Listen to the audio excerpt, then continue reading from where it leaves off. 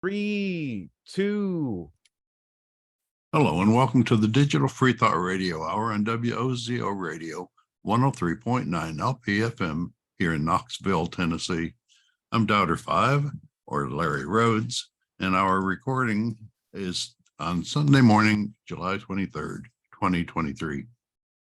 As usual, we have our co-host Wombat on the line with us. Hello, Wombat. Hey, it's the Wombat. I'm here all day. Try it's the my deal. home. And our guests are John Richards, all the way over from England. Welcome. Hello.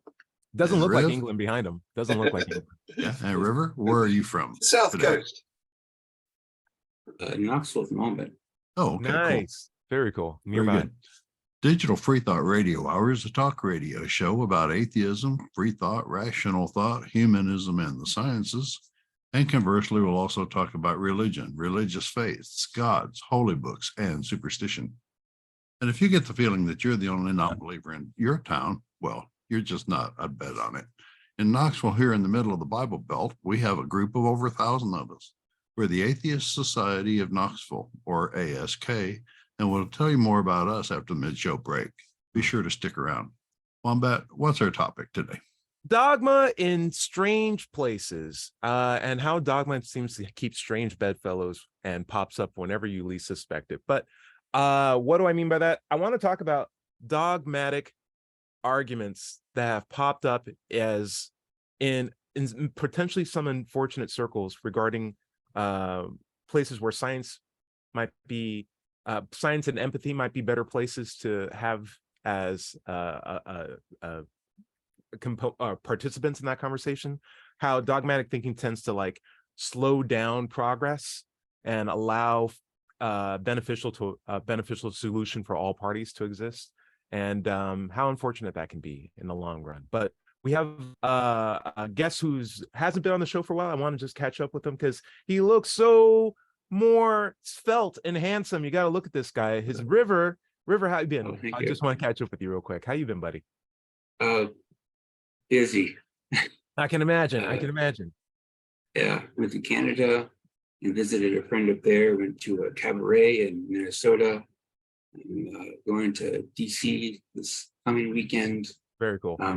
Starting back in uni, and then just a lot of side projects over the summer that really kept Well, that's just a lot of time. That's just you all over. Yeah. That sounds like you. It sounds like you have not changed. I insist on being productive. Do you still have your utility belt? Do you still maintain a utility belt? The socks that they had all the Yeah. I would have said fanny pack, but we have John Richards from the UK on the show, and he always gives me a wry eyebrow whenever I say that. Right. I have it. It's Nice. somewhere over there on the counter. Yeah. Okay, well that's fantastic. Looks like you've had a lot of fun too. You said you recently been to Japan. Yes, also went to Japan, and earlier in the year met my friend in Tokyo. Wow, Because she kind of ended up to Hokkaido, came back. very cool. Very cool. I know how much that culture means to you. So that's really fantastic. John Richards, how you been? Your quest for chaos. Well, as you can see, climate change has hit the south coast of the UK here. About time, right? I actually do have a tree like that in my garden. Okay. Not quite so big, but it's one of those.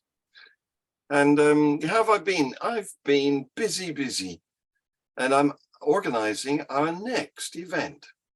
Ooh. Going to be in the Midlands, near Birmingham, Okay. at the end of September. Wow, you're coming all the way down to Alabama. That's lovely. Well, yeah. Birmingham is one of those names that you've stolen from us, isn't it? Oh, I stole it. My ancestors stole it. Okay, Like York. that's Yes. interesting way to point the finger there. Yeah. Okay. We should have called it. Yeah, London. There's some other ones that we stole from them, but Yeah, there actually there is a London, Tennessee, I believe. There is a There's about 14 Londons in the Okay. US. Yeah. Okay. I've actually been to one of them, New London. Oh, really? Really? In Yeah? Connecticut, yes. Were you looking around like a guy who's like, my target's bigger than this target? Come on, guys. You placed the rivers all wrong. You're not supposed to be wearing this. Okay. But John, how's your family? How has everything been going since last time we were able to catch up? The family, I'm Yeah. home alone. The family Okay. all gone on holiday and left me. It's never been so peaceful. Well, you know, they said there's not a bring your own atheist policy everywhere. They must have provided it where they're located. They must have already had plenty of atheists that they could just take off a shelf. And they said, oh, we could just leave our atheists at home. It'll be work. No, where they've gone is to one of the two most religious countries in the world. Ah, America. okay. Where? Ghana, West Africa. Ah, Mm. okay, okay, Mm. okay. And what's the other one? Is it Nigeria? Would that be number two? Or- That's yeah. Nigeria's number one. Yeah. Yeah, definitely. I can tell you that. Larry, would love to catch up with you. Don't just say video games, motorcycles, and having fun times. Come on, man. Give me some stripe. in your Okay, arm. working. That's all that's left. Still work 40 hours a week. Nice. But we're going to go see that new Indiana Jones movie this afternoon, so should be cool. Okay. Oh no. Well, you grew up with Indiana Jones, so you'll have a deeper appreciation for it. Right. I hope it does you right. I hope you enjoyed it. I also love that you've been sending me texts about you enjoying Horizon Zero Dawn. Oh yeah, that's I finished fantastic. the game. Yeah, But okay. I'm still started going back that, to never complete finished the it. map. Any of you guys going to see the new Barbie movie? I saw that in Oppenheimer. Fantastic. No, Really? but if we're on the subject of movies, I would definitely say if you have a chance to watch Nimona, it's a movie that's out on Netflix. It is, the less you know about it, the better, but it's a CGI work that was originally going to be a Disney property, but Disney thought it was too gay and literally shut down the entire studio when the studio didn't want to change anything after an acquisition. And then Netflix said, listen, we'll help you finish the movie. And they did. And they, with the help of Annapurna Studios, released it on Netflix. And it's not even like obtrusively gay. It just has a gay lead. That's it. And there's like one kiss at the end of the movie. But like everything else is like so good. Story-based, emotive characters. I saw that and I saw Spider-Verse second. And I was thinking in my head, man, I could be rewatching Nimona like the entire time while I was watching Spider-Verse. I'm like, this is a good movie. It's really pretty, but the story that I'm missing from Nimona was just so good. Highly recommend. What was the name of it again? Nimona, Nimona. Nimona. I'll put Okay. Yeah. Highly recommended. Can you imagine some of the gay movies from the past, that trying to be made now? Like boys in the band, things like that. They'd never make it past any censor at this point. Right. Yeah. Shut it down so hard.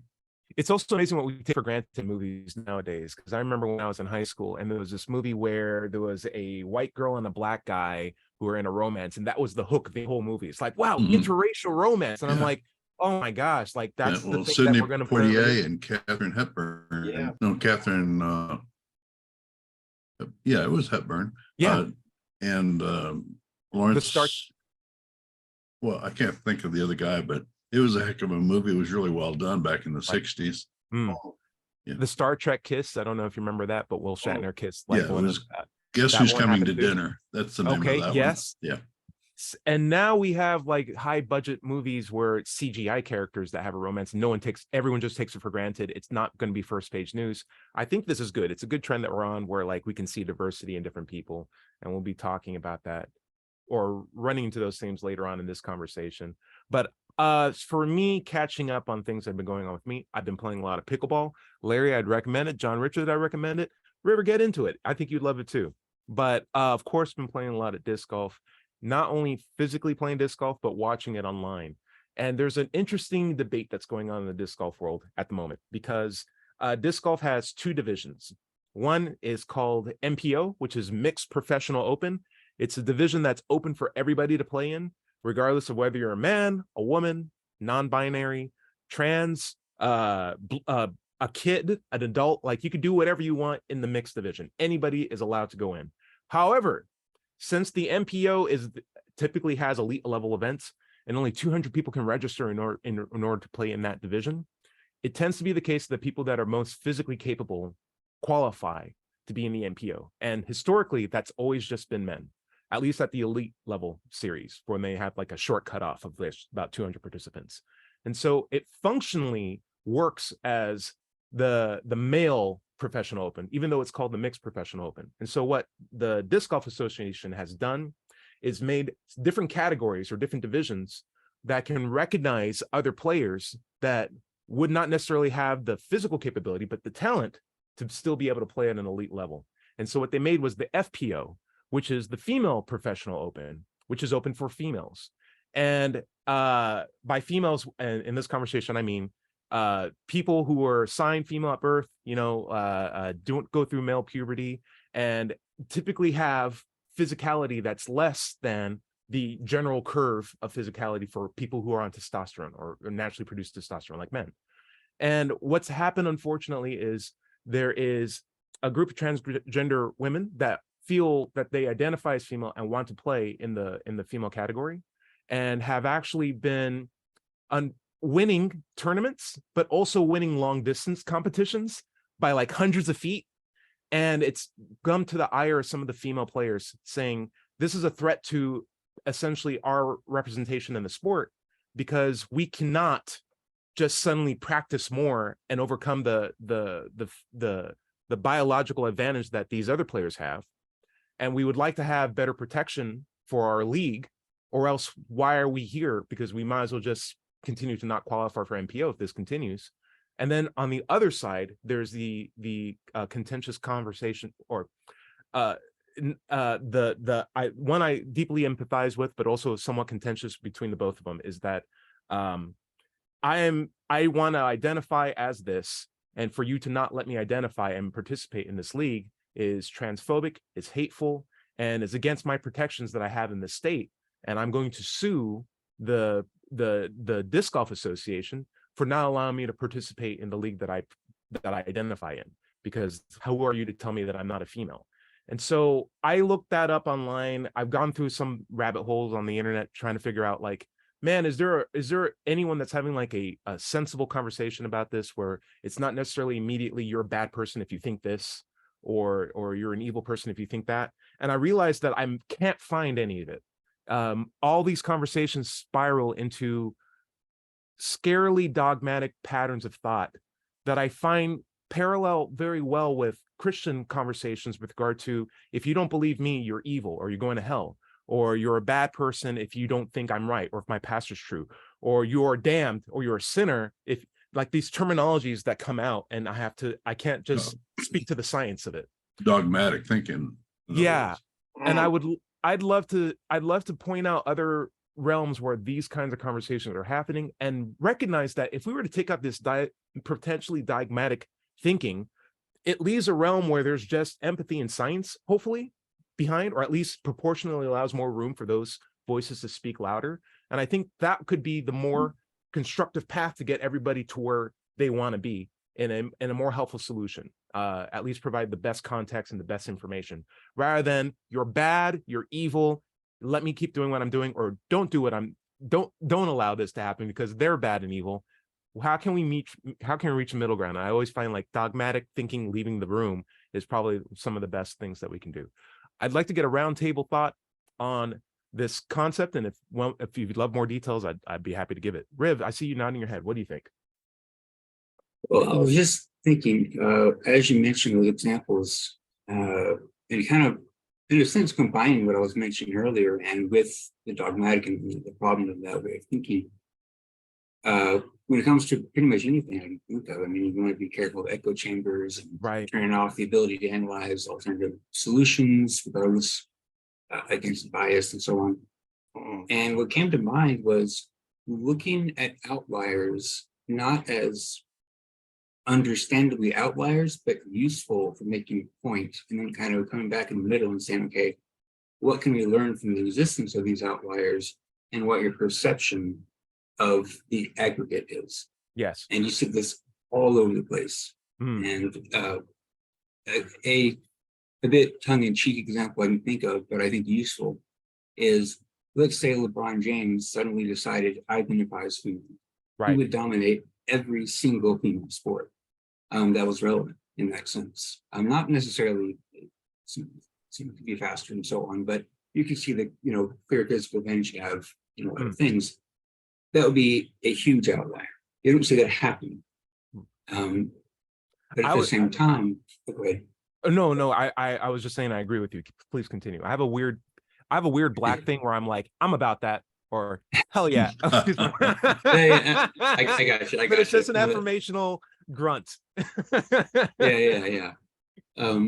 But so that's like an outlier on one side, but then not even an outlier on the other perspective, but it's just taking into account the, the veil of ignorance kind of, perspective of, we were born in this place under these socioeconomic conditions, cultural conditions, your DNA, which plays, far more than I think we'd like it to play in a lot of cases. You have all these factors. You have your inculcation all around you, and yet you feel a different way than what your mind and body are not in connection. And so someone might come along and say, well, that's just your lot. That's just, those are the circumstances. You weren't born in the situation. Okay, well, there should be some kind of medium of understanding, and specifically when it comes to hormone therapy with anatomy. There are certain peak points, right? And of course, in development, right, puberty times and so on. You have these certain growths and formations, and there's blockers, and people are all up against that, and that's its own separate thing. But you want to understand, even in grown adults, sufficient time on hormones will bring the male physique down in line to where it's, it depends on what it is. But there's been competitions, having the sources exactly in hand, in which the cis female will win against the trans female after a lot of time has passed to have the hormones do their work. I'm not saying this is a coverall, but Riv, I think there are considerations. would you mind if I let John Richards in? I saw some. Sorry. John, what do you think? Well, we're skating over several areas here. I want to talk about general dogmatism first, but then I'd be happy to join in on the trans issue. Sure. Yes, please. I'd love your thoughts. Okay, so I meet a lot of dogmatic people who are hubristic. They think they've got the righteousness and we haven't, and they're intolerant, and I don't like it. And it's not just to do with religion. It can be to do with words.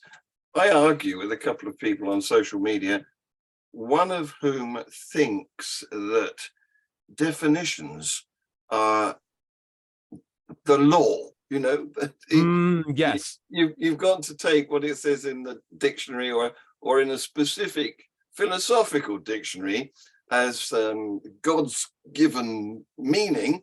And unfortunately, he's got that backwards, because dictionaries work the other way around. They work on usage. They don't. They are not able to control what words mean. We do that, and then the dictionaries report on it. But this particular person, I'm not going to name him, but for example, he thinks that atheism only means God denial. He won't. Anybody who thinks that I'm an atheist because I am not convinced that your argument for your God is true. Right. He calls those lack theists. He's trying to coin a new term to muddy the water or something like that. Yeah. He really wants to fight up against people who deny his God. Sure. And it's not sitting on the fence, but simply not accepting the alternative, the polar alternative is the option, doesn't work for him.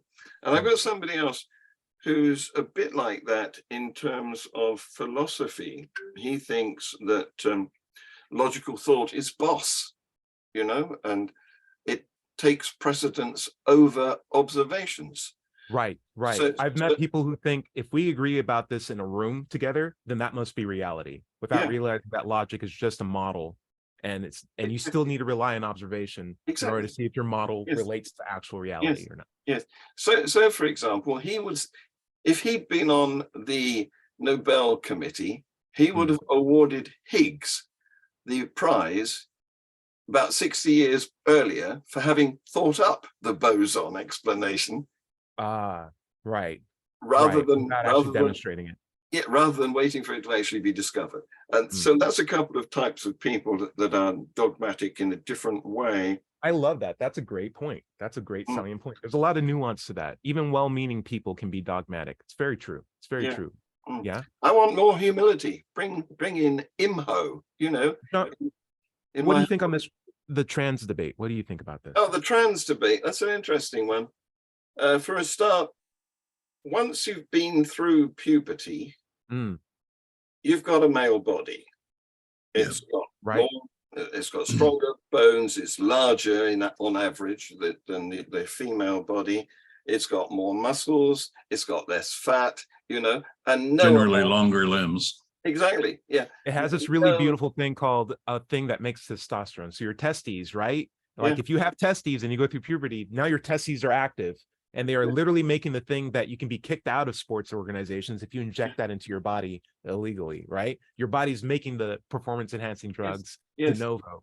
Yeah. Well, even if you were castrated and or given, an ultimate amount of testosterone blockers, you can't unbuild, you can't return your skeleton to pre-puberty. I'm afraid it's not possible. So I think we've got to accept that post-puberty trans medication isn't going to make the playing field level. John Richards, I have this question for you before we move to Larry, because you're also a scientist. And I want to say something that I've heard from the disc golf community when they saw the trans female or the trans women players throw 100 feet further than the cis players, and they're like, that shouldn't be the case. It's like, no, this is all natural. Well, let's wait until the science says it's not natural. So they waited, they looked at the current state of academia and said, do people who transition have a physical advantage over those who have never had the opportunity or chance to transition? And when the overwhelming conclusion from science that was current literature was, yes, I mean, it's testosterone. Like, we all know what this does. We all know when it kicks in the state of human development post-puberty. And we also know that it's a very hard thing to track back from. And some people still identify and don't even do it. So how you're going to come up with those bylaws, right? But the consensus from the players was, well, that doesn't really support our point. So let's wait for more science. Yeah. Here's the Have thing. you heard of that? Here's the thing I want to throw into this discussion. I wonder how many athletic records in the past in the female category were actually set by men. Help me out. How many actual records in the female category were set by men? In the past, before we became, hyperactively looking out for this, I wonder, maybe 50 years ago or more. I'd say startlingly low. I would say it's startlingly low, if anything, but that could be a novel thing to look up for sure. But I do know this, the disc golf organization did a internal study and then came up with their own scientific report that they released out that they were going to base their new bylaws on regarding how much testosterone can have in your bloodstream before you're allowed to play. And it, again, did not agree with the point of those who would fight to have trans inclusion. And again, they said, let's wait for more science. And so in my head, it sounds like the evidence is out, but it's not the evidence that the people want to have. And so they are willing to dismiss evidence until they get the points of evidence, or the outliers, as Rav was referring to, that agrees with their point. And at that point, you're not really looking for science. You're just cherry picking for results that agree with you. And that's when I start to see science get the backseat and really just be, I'm just looking for ammunition for my own dogmatic thinking to support. If you don't consider all the evidence, then you're not doing science. No. Thank you. You're doing Larry. bias. Yes. Wishful thinking. Wishful thinking. Larry, you had a lot of points. I'm sorry. What's up? Well, no, the only point I was going to make was the one that you'd made earlier, is that testosterone is the difference. And if you inject it or use it, from outside your body into your body, then it's illegal. We made it illegal for a reason. Now, you can categorize the people who fall into the different sports if you want, by that routine, if you want to. The people that haven't had a choice on whether or not they have testosterone in their body, they go into one category of athletics, males generally. And the ones that haven't shouldn't be grouped with those others, like women should have their own sports. And you shouldn't, in my opinion, you shouldn't allow people who have used testosterone legally or illegally, because it's biologically natural, into an area that didn't use testosterone to boost their performance, growing up. Larry, what a completely transphobic, hateful, rude thing you just said. I can't believe you just said that. You're a terrible human being. I can't believe you're breathing right now. I'm sure a lot of people are thinking for this. I should sue you for this. I'm so offended. And my thing is, like, I would love for reactions to just a reasonable scientific statement to be countered with another reasonable scientific statement rather than attacks at the person. Because generally what I find with what what everyone said on this panel is that I agree. I think we can agree that there's a physicality difference, and we should just, instead of like grouping it in a, hey, here's the difference, let's work around it. The argument is there's a difference. How dare you see that difference? You are clearly biased and prejudiced in your thinking. I would love for this to just be acknowledged as a commonsensical point that there's a difference and work from there. Maybe we can change the names of the categories. Maybe we can come up with different divisions. Maybe we can find a way to support each other within the division. Say trans women can compete in the FPO, but they'll do it as like a subcard or like a different group that we can highlight. And since there's not enough trans women, we can have them participate with the females together and pioneer like awareness for both parties, right? But it's now so contentious that I feel like we've missed a lot of opportunities. Riv, go ahead. Riv, you want to clarify a point? Yeah, I just wanted to, so I originally had this point I was going to make. It's really useful. So in Mongolia, in their heyday of conquering and everything, it makes perhaps too light, given all they did. But so originally the Mongolian cis women were basically stronger and overpowered non-Mongolian cis men. And so this is an interesting thing. Not only that, but Mongolian women had, I recall, typically did better in archery than cis men did. They seem to have, on average, better just accuracy, better articulate muscle control. And so there are some things, physically speaking, that cis women did, given the situation they were born into and all the other circumstances. And then kind of zooming out from moving different weight divisions and so on. When you look at the enterprise of sports competition as a whole, right? But some of us, a lot of us, I think, get into this mindset of, this is perfectly fair odds. They trained, they did this, now it's just who does the best in the field, or whatever. But no, you go back to the time of the year you're born in Canada, for instance. If you're born 1 year later or earlier, you would put in a different division of class. And so you go through, a year goes by, you'll be stronger. On average, you'll be a little bit stronger and, taller and faster than the other kids in your age group. The coaches will notice that, give you more attention. And so that one difference of month age will make the difference of someone who goes on to be a successful hockey star, and the person just get ignored. So when it comes down to sports on the field and performance, we look at the results and not what brought it to that point. And so sports in general seems far more, rather than that, should be appreciated. That it's not everyone had a fair shot at this. No, it's only the most successful and lucky and fortuitous people got to be where they were. So it's not a competition of the cream of the crop. It's a competition of the very lucky and dedicated and successful. And so when someone says, I want to do things just because I want to do them, and not in every cases, but I think in some cases, they're not taking into account how do my actions impact everyone else? Consequences of my action. Let's get into that. I think that's a good point. Larry, why don't we go to a break and we'll come right back to this topic. Sounds good. This is the Digital Free Thought Radio Hour and WOZO Radio 103.9 LPFM here in Knoxville, Tennessee. We'll be right back after this short break. We'll be right back after this short break.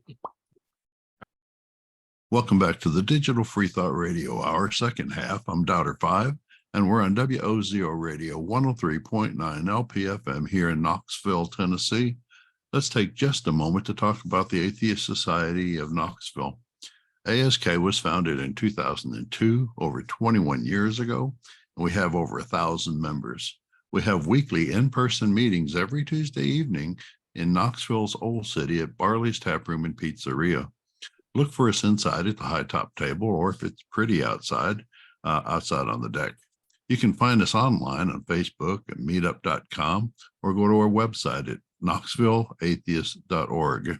You can just Google at Knoxville Atheists and get there. It's just that simple. By the way, if you don't live in Knoxville, you should still go to Meetup and do a search for an atheist group in your town. Don't find one? Start one. That's right. Wombat, where do you want to pick up? I wanted to pick up right after what Riv said with regard to understanding the consequences of your actions, because sports don't happen in a vacuum, at least not until space sports exist. But until then, what you do affects other people, and as much as we can care about one person's personal plight or a group of a people's plight, it's still going to impact everybody else. So we have to think about how those decisions can have consequences in other groups of people.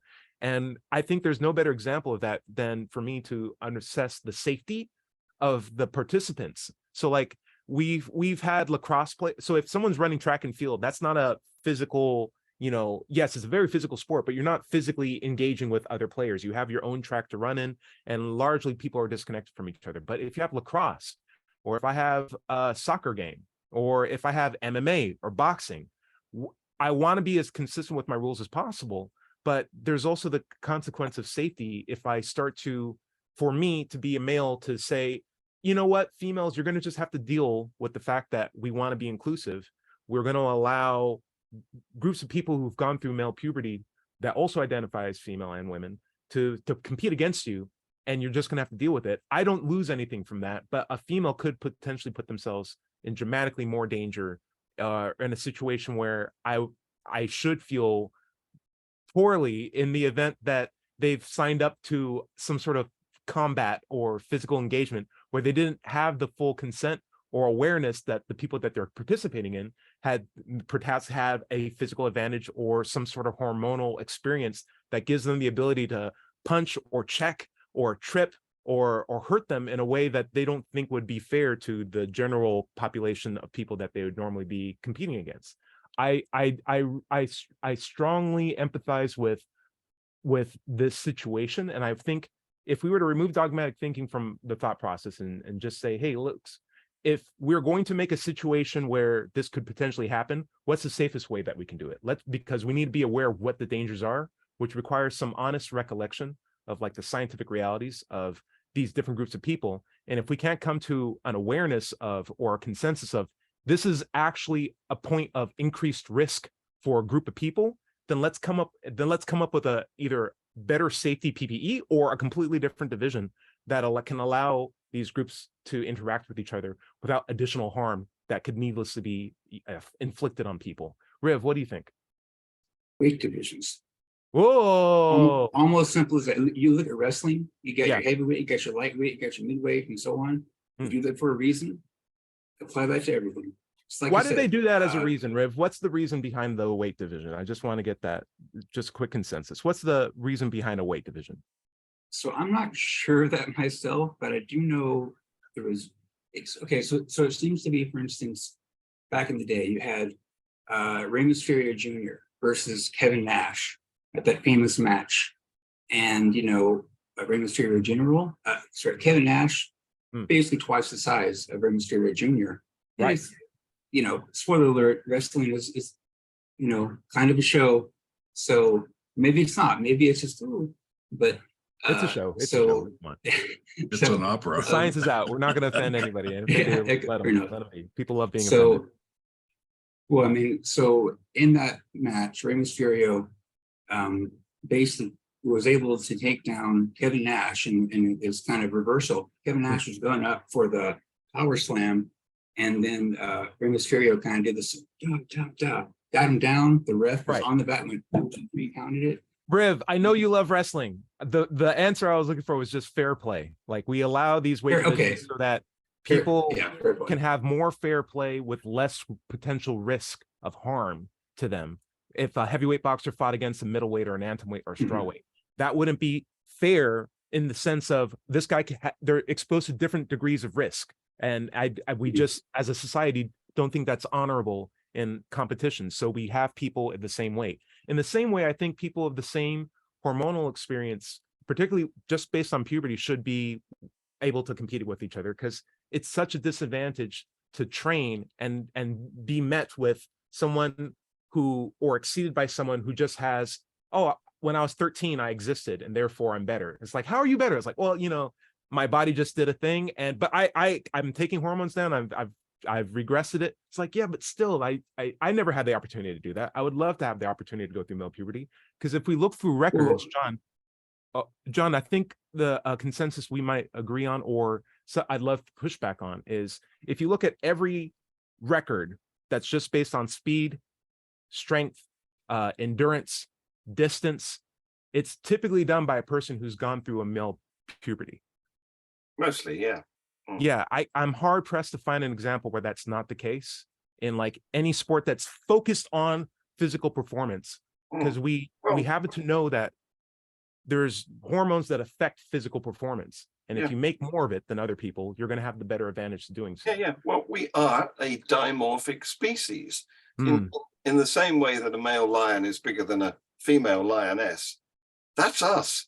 You know, if you've got the right male chromosomes, you're going to be, on average, this is an overlapping normal distribution, isn't it? Right. It's right. females and males, but in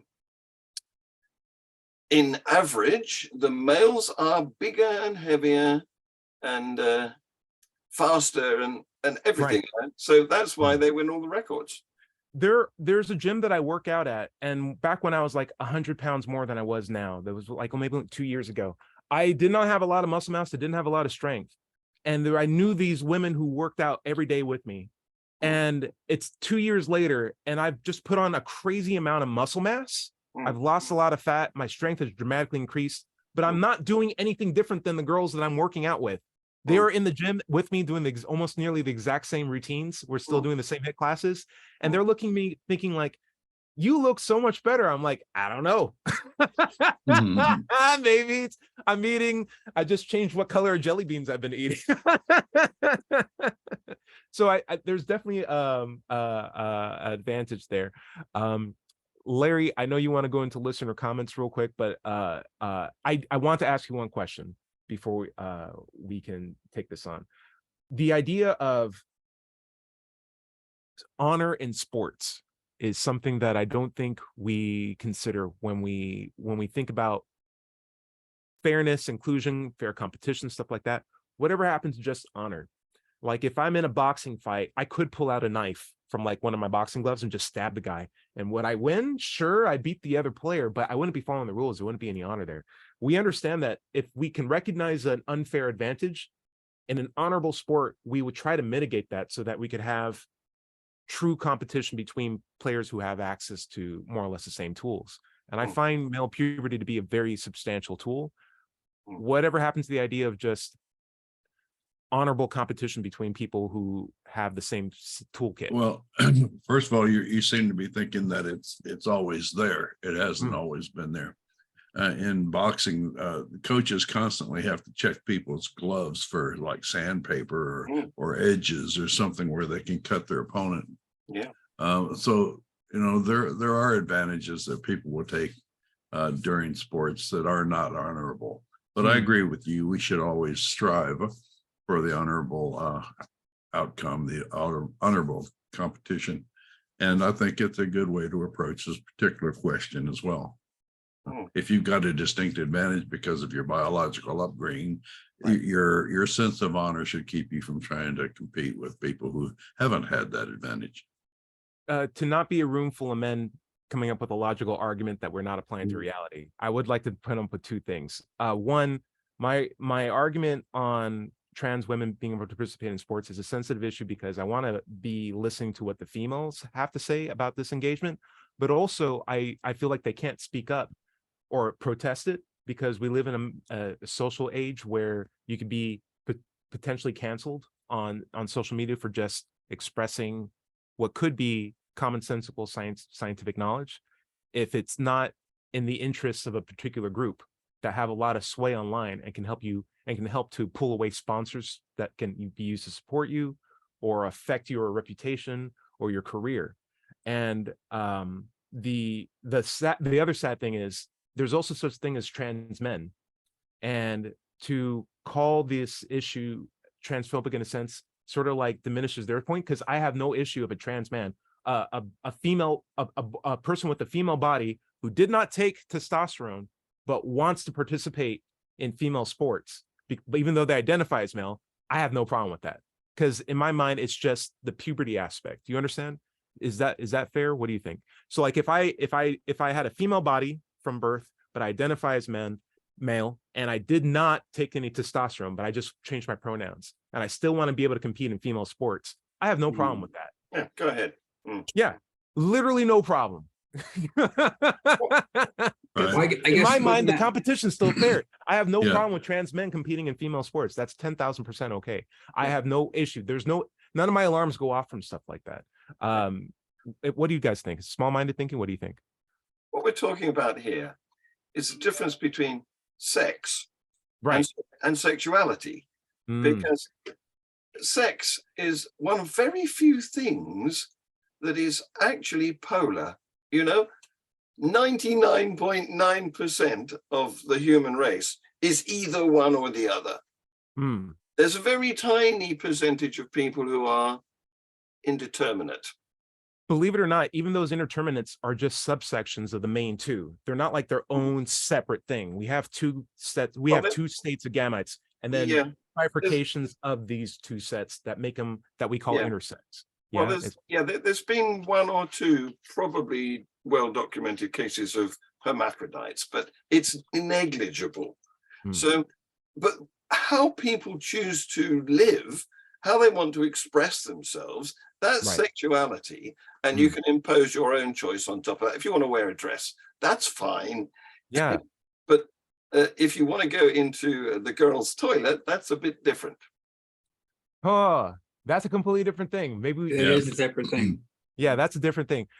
For me on sports, I have my issue with safety and fair competition and access to like funding and recognition. I really don't care what bathroom somebody uses. And I'd be more open to, I just want access to urinals. I know that's like specifically a male thing, but I find them so useful. Yeah, just let us have urinals, and I don't care what you do. You can put whatever logo you want on that sign. You might have to piss into a basin in the girls' toilet.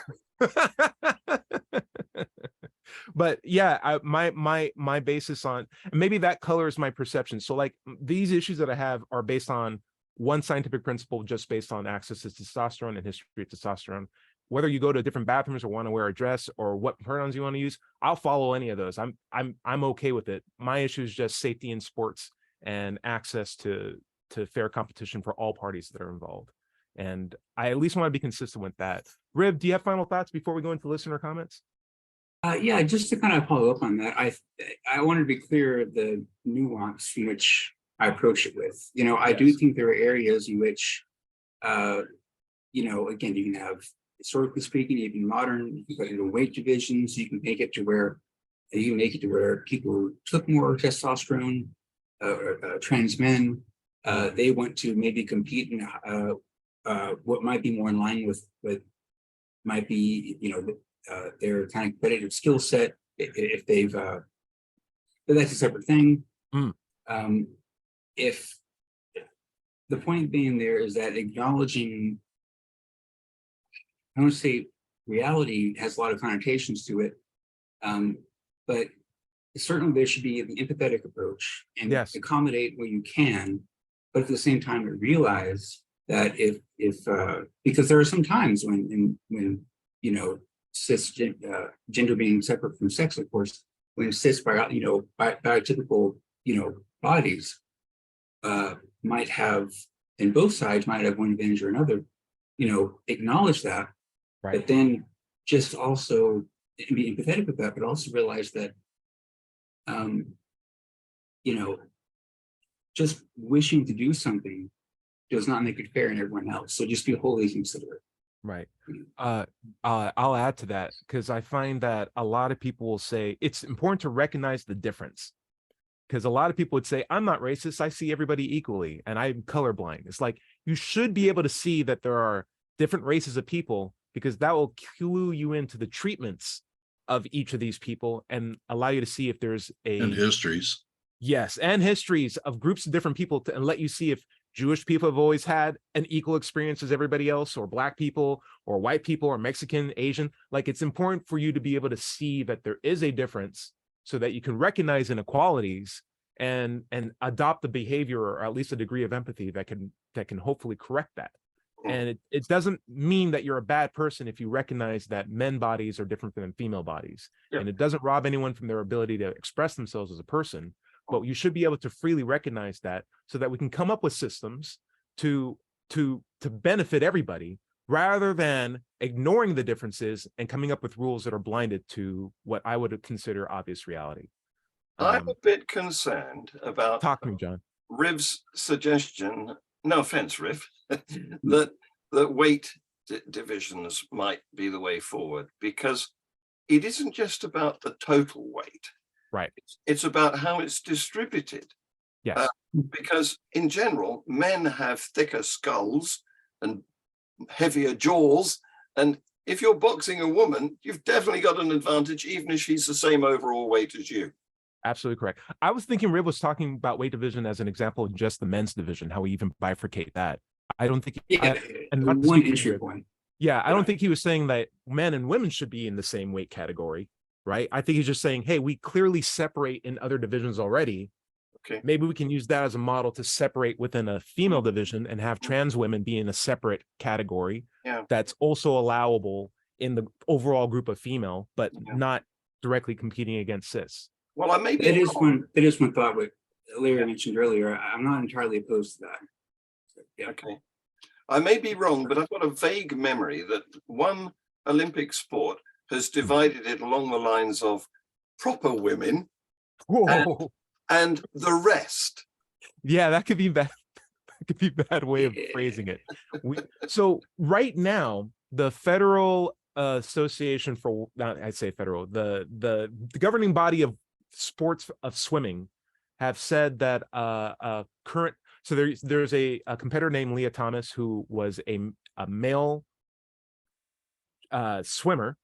Got to be careful with my terminology, a swimmer, collegiate swimmer, who then came out as trans, and now she competes in the females division, only maybe 3 or 4 years recently removed from transitioning, and has been crushing it without too much surprise. And so the female competitors had 2 issues. One, that this person did not even go through the surgery and still had male anatomy and was still in the female's dressing room changing with all the other women. And then 2, was just had demonstrated demonstrable unfair advantage with regard to swimming and was beating competitors. And so the governing body decided to side with the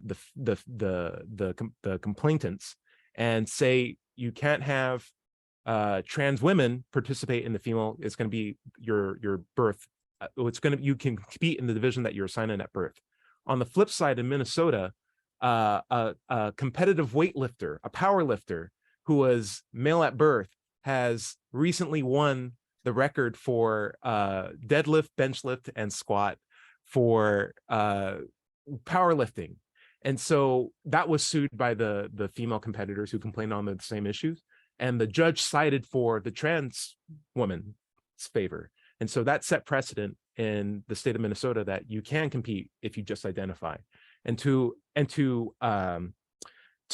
protest this, a professional coach in powerlifting who was male decided to just show up one day, say that they identify as female on that day, and broke the record by 200 pounds in every category. And now he has, or now I think he switched back to his regular pronouns. Now he has the records for every female based powerlifting. So like the females are still upset, but they are hoping that this could hopefully highlight that there's a difference in bodies that should be recognized. And it doesn't rob people from personhood to recognize that difference. And it's a good thing to observe and look at. And what's the best way to observe and look at things? It's a scientific model. We should be relying on science in order to come up with these conclusions. John Richards, do you have a final thought before we go to listener comments? Nope. Larry, final thoughts before we go to listener comments real quick? No, nope. No. Okay. So some listener comments, hearts and love from Evangel Carol 5336. Dada's Trading Room has asked us, have you guys seen the series The Good Place that was on from 2016 to 2020? You'll find answers to the topics you point out, Ty, and he refers to that as, what are we, just entertainment from that episode? Have you guys ever seen The Good Place? Yeah, yes, it's a good series. Yeah, good series where you can think of like the plight of humanity on Earth is just a TV show that people in heaven are clicking through. And so if someone's gone bankrupt, that's just a channel that people can experience. Yeah. Well, what's funny about the the series is that they didn't observe humanity very much. It was all like taking place right there in the place. Very little outside observation, which was the point of our show. Right. Observing from that place. Right. And on top of that, Young Idealists left a comment on the same episode, What Are We, Just Entertainment, and said, Larry, I totally get why, Tyrone, I totally get why you always need new things, but I would consider for a minute new things in heaven to constantly stay entertained for all of eternity. But I would also consider for a minute that sometimes what we need is something very old to give us the feeling of nostalgia. Then, with the nostalgia of old happy memories being brought back to us, we often try to recreate as we create new memories for our entertainment. So perhaps what the channel surfing of life on Earth can provide for people in heaven is a sense of nostalgia, and they'll have other stuff that they can do other than just watch TV, and that's will keep us entertained. Larry, why are you making that face?